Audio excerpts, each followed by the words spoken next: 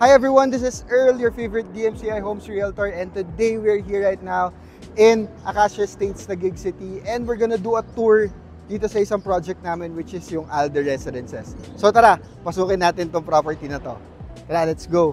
So we are here right now. As you can see, meron tayong entrance gate that leads inside, tapos it's manned by our security personnel 24/7.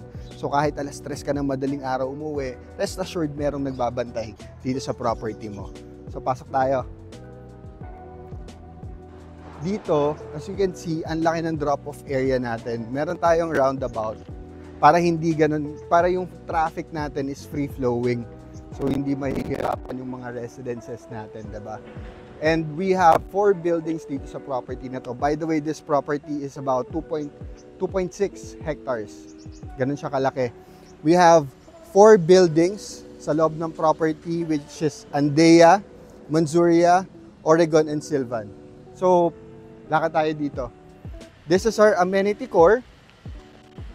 Pagpasok mo ng property, makikita mo kagad yung amenity core ng area. So, by the way, when you buy a condominium with DMCI Homes, you're not only buying the condominium itself.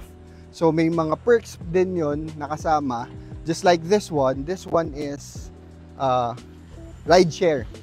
So ride share is a community carpool program. So this is an app-based community carpool program which pwede ka mag-book ng rides going to BGC, going to Makati, yan. So, may pick-up point dito. Every building yan. So, actually, as far as I'm concerned, lahat ng communities na ng Acacia Estates meron ng ride share. Tara.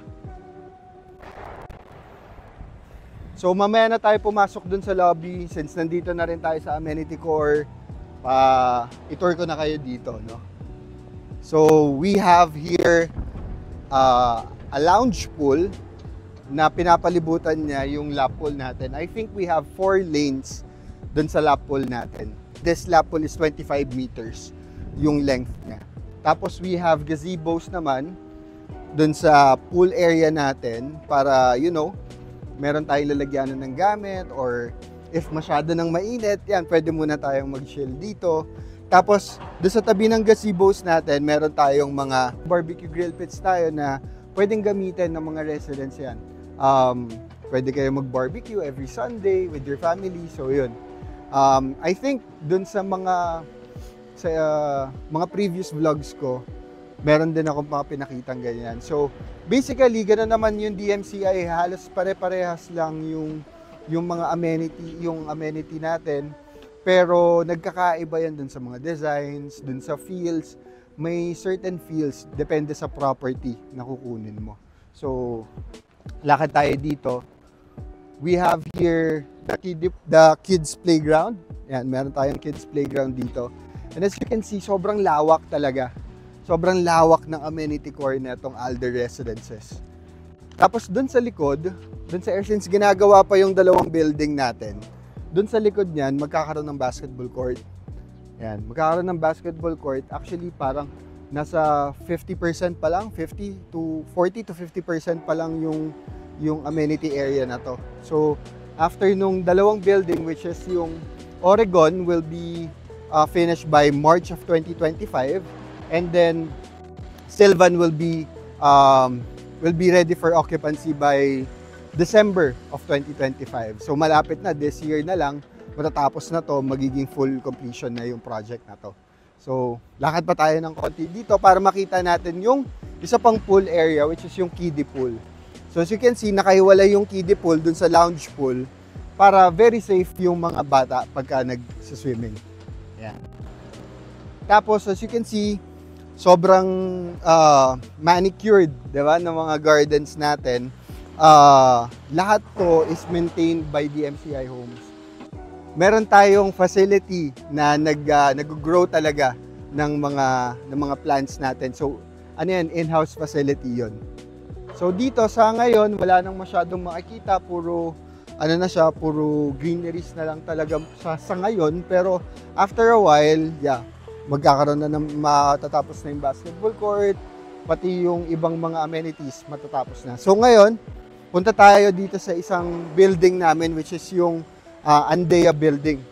Yung Andea building is the first building natin. Yan. So by the way, if hindi kayo familiar masyado sa Acacia Estate. So this is a township. It consists of mga condominium complexes like Birchwood, Mulberry Place, yan, and other properties din. So Maple Place, yan. So para siyang isang exclusive subdivision of condominiums. Ganun. So aside from condominiums, may mga house and lots din dito. May mga townhouses din. But I think as of now, sold out na lahat yun. So nandito tayo ngayon sa lobby ng isang project ng Andea building. So as you can see, the lobby is an open type of lobby. So lahat ng properties ng DMCI Homes, most of the properties ng DMCI Homes, talagang open talaga yung lobbies natin. So dito, lakad tayo ng konti. Diba, imagine this, may bisita ka or kahit ikaw lang, pag umupo ka dito, talagang makakatulog ka. Talagang, you would feel na at home ka talaga. Ayan, so meron tayong reception dito, of course, for the visitors. And then, we also have a co-working space here. So, since nauso na nung pandemic, yung pag-work sa bahay, meron tayong co-working space dito. So, for now, akyat tayo sa taas. Ayan. Hindi pa pala. Meron tayong game area dito. And then we have a snack bar over there. So, once na na-turn over na yung property, usually yan, may mga nagtatayo, mga nag-ano ng coffee shops. Yan. Mga nag-o-offer ng coffee shops dito. So, it's also a business opportunity para sa mga residents. So, akyat tayo sa taas. Anong floor, sir, yung second floor? Akyat tayo, sir, sa second floor. As you can see, high-speed elevator, no? Kakapindot ko pa lang. By the way, we have 4 elevators per building. And then we have 22 units per building, per floor. 22 units per floor. And then, per building is nasa 300 to 400 units lang. So, very medium yung density. So, medium density. By the way, ito yung hallway ng DMCI Homes. So, pasok tayo. Let's go further in. As you can see, very airy, very open. Yung feel mo dito is hindi ka nasa condominium. So, sobrang lawak. So, explain ko lang ulit, if hindi nyo pa napapanood yung ibang vlogs ko, on the first floor, ito yung tinatawag nating atrium floor. So, I would consider this parang first floor nung hallway design natin. So, sa atrium natin, meron tayong breezeways. So, meron tayong 1, 2, 3, 4, 5, 6. We have 6 breezeways. And then, sa atrium, butas yan. Second floor, butas pa din.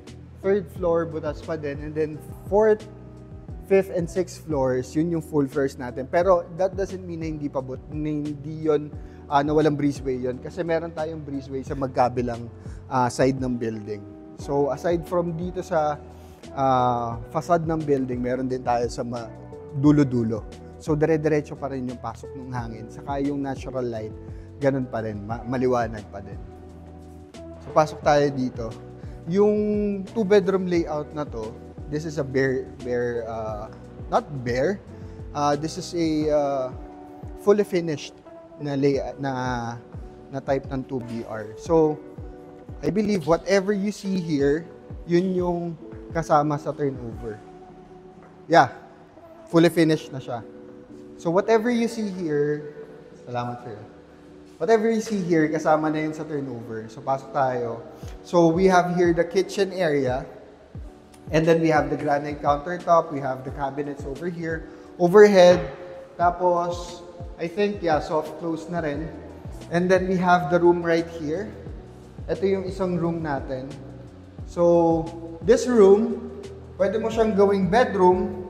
Pwede mo rin siyang gawing office or pwede mo rin siyang gawing kids room, guest room. Sige, pasok tayo. Ayan.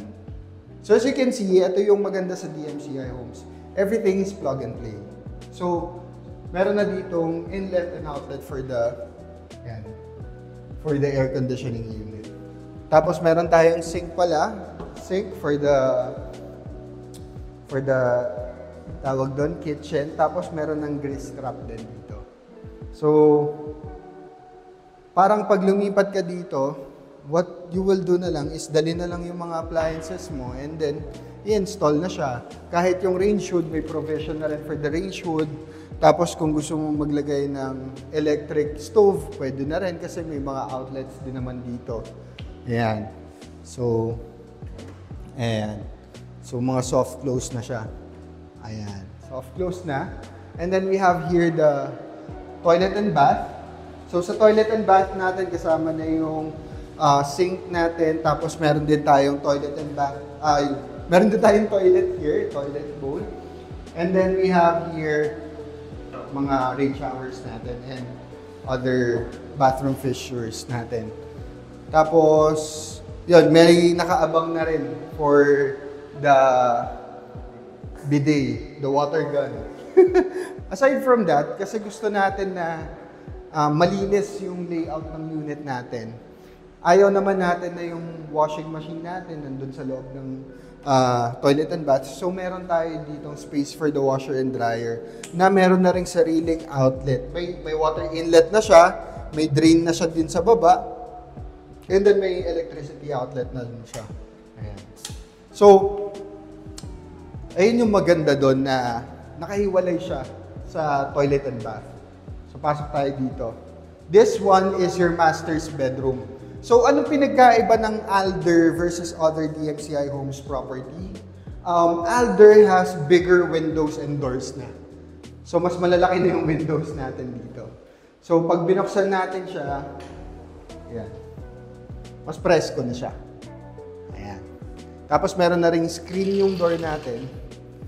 Just in case na bubuksan mo siya and medyo ayaw mo ng tawag doon, yung mga lamok, ganun, pumasok, yan. Pero hindi naman malamok.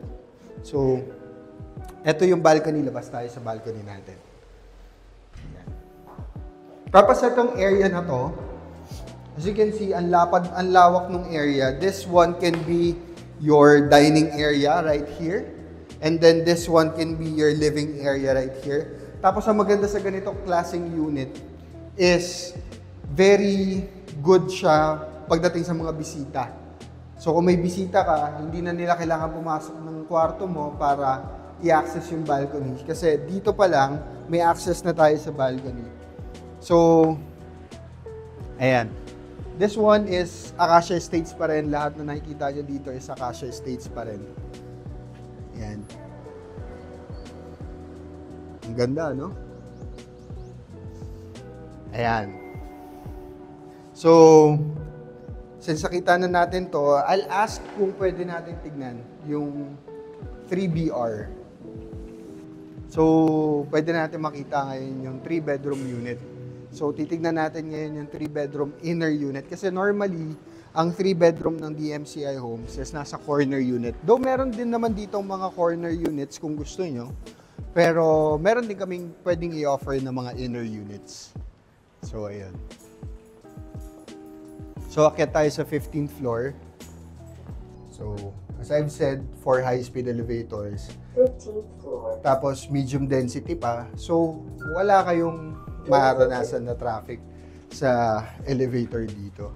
Tapos, kanina, di ba, nandun tayo sa atrium floor. This is what an open floor looks like. Yan. So, kanina, nandun tayo sa baba, 2nd floor. Pero ito, 14th floor to, ha. This is 14th floor atrium. Ayan. So, ganyan yung itsura niya. May skylight tayo dun sa taas. So, I think ito yung isa sa mga pinakamagandang layouts na napuntahan ko before pa.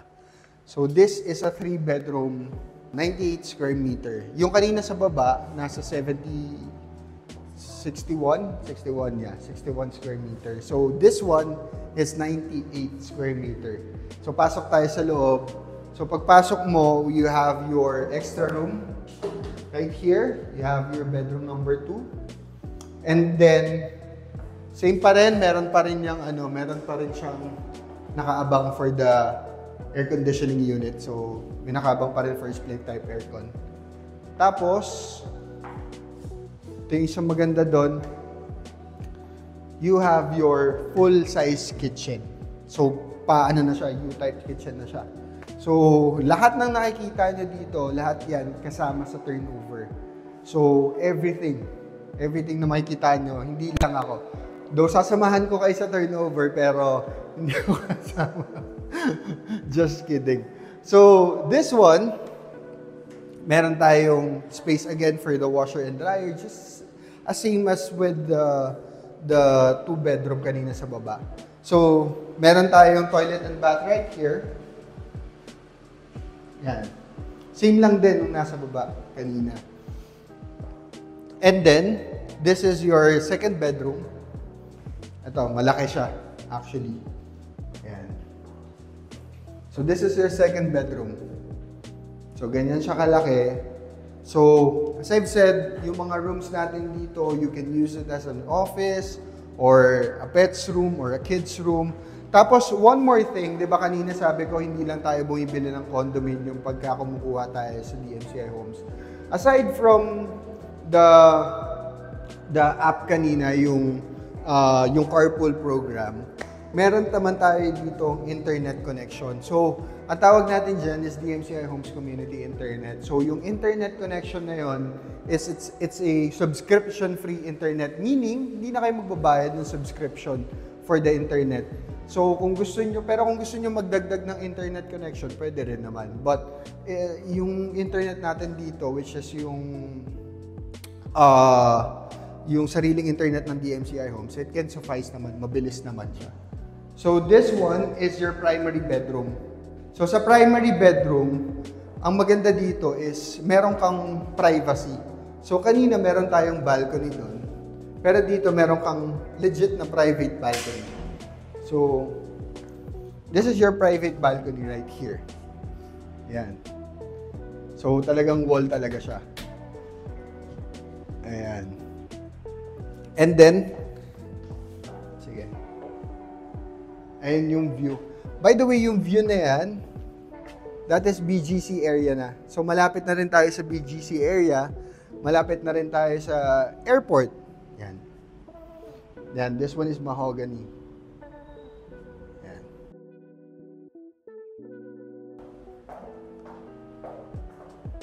And then, sorry.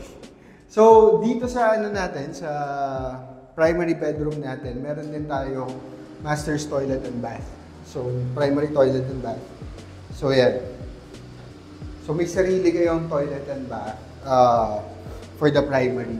Hindi ko na siyang buksan, pero same lang din yung deliverables natin.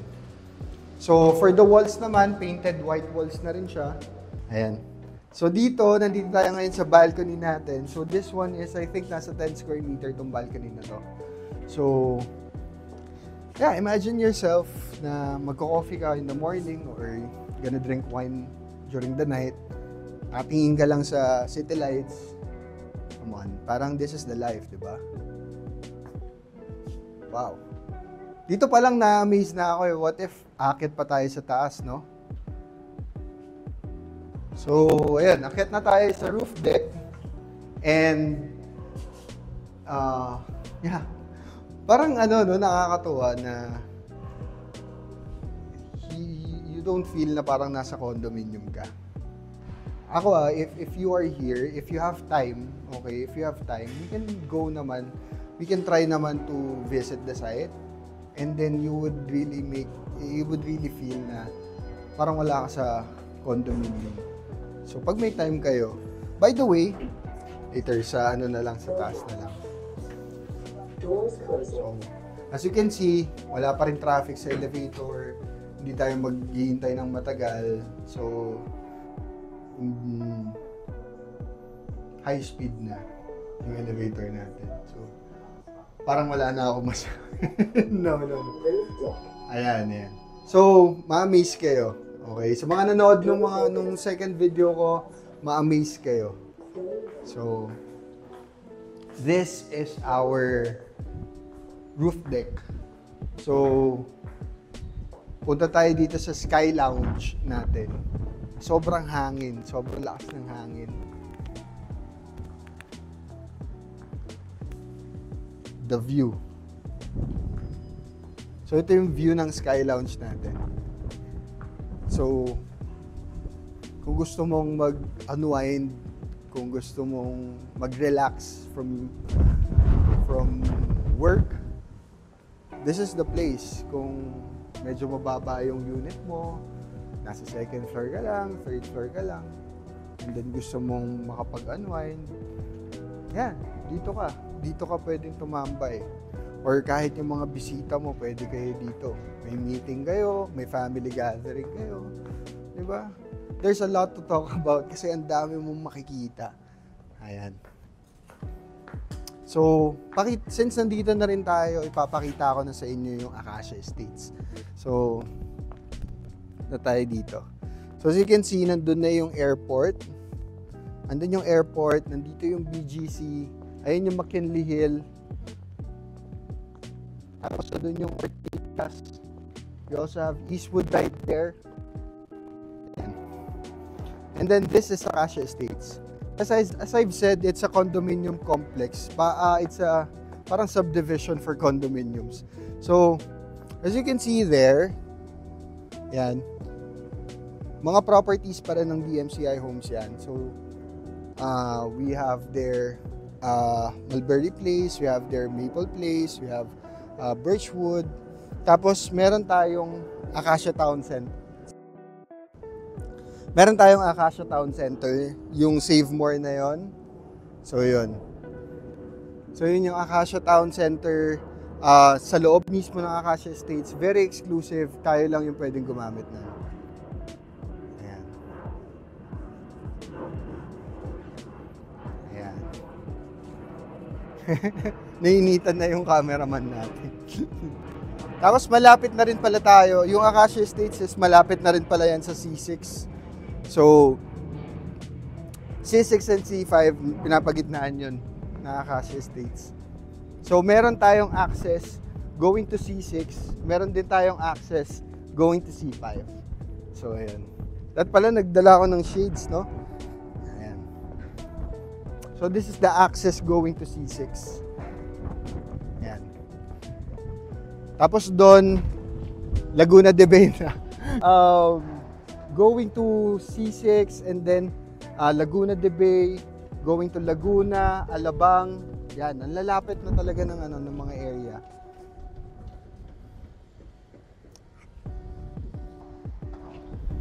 So I always tell my client na pag ang hinahanap mo is something na ayaw yung you want to feel na parang province, parang probinsya feel na tahimik, na very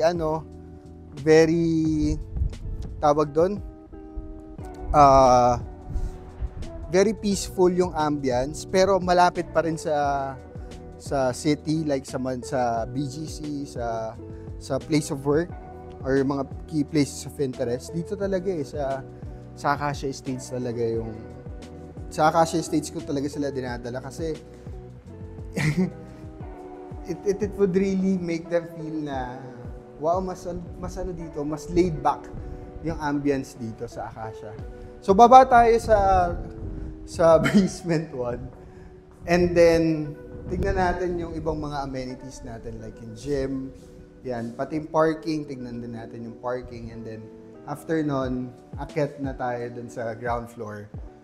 Yan. So, ano na nangyari dun sa mo? Ayan. So, ito pala yung manager ko. Ayan. Say hi, Sir John. Hi. Ayan. So, ayun, yun yung actually, this is one of mga OG na favorite ko talaga na project. yung mga projects sa Acacia Estates. By the way, aside from Alder Residences, meron din kaming ongoing pa na pre-selling dito, which is yung Mulberry Place Phase 2. So yun naman is, yun yung katabi ng Save More doon sa kabila. And ongoing pa rin, may mga promos din tayo for that project. Dito rin may mga promos din tayo for this project. So just, you know, comment down below kung gusto nyo makapag-send ako sa inyo. Or message kayo sa Facebook page ko. Okay.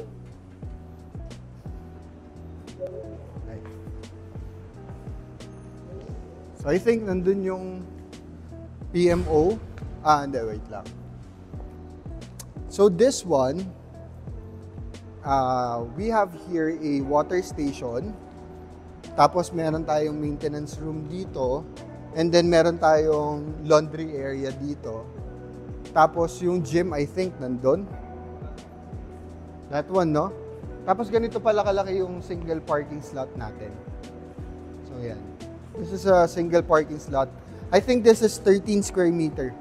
Yeah, and then kasya dito yung isang grandia. Yan.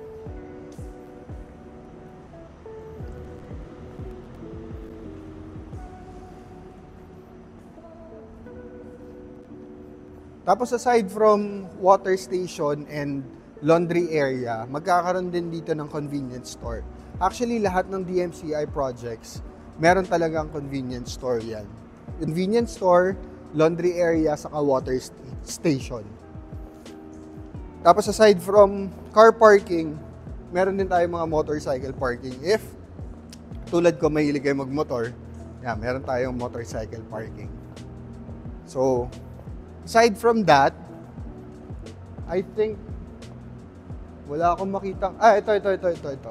So, kung dalawa naman yung sasakyan nyo, pwede naman kayong kumuha ng tandem parking. So, this one is a tandem parking. This is the slot, first slot, and then yung second slot nandun sa likod. So, nakaganon yung sasakyan nyo. So, at least, ito, sa inyo lang to. Tapos, katabi pa kayo ng elevator. No? Kung available pa yan. Sana walang nagji-gym, pero kung may nagji-gym, of course, we should respect their privacy. Later on, ipapakita ko na lang sa inyo. But basically, this is the gym. Hanggang dito lang tayo, sir. So, this is the gym of Alder Residences. So, yan. So, as you can see, very high-touch yung facility natin. Ayan. Yung mga equipments natin dyan is life fitness equipments na. And at the same time, yung membership sa gym is about 2,500 lang per year. Okay?